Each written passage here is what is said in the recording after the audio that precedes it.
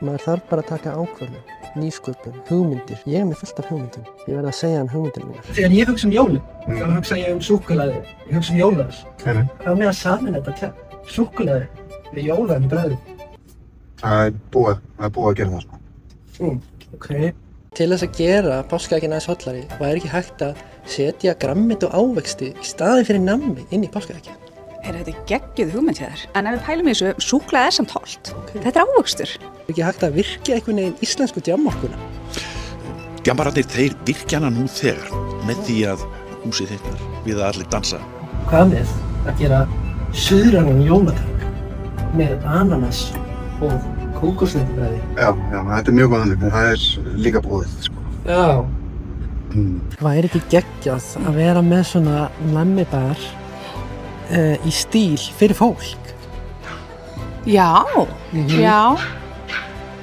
Það var við til dæmis erum með nautateppi hérna. Nautateppi, já. Já, þetta er hálft nautateppi. Er ekki fólk líka alveg að fá borða það? Sko ekki sem ég þekki til. Þetta er heilt nautateppi, þurrkað. Einmitt. Já.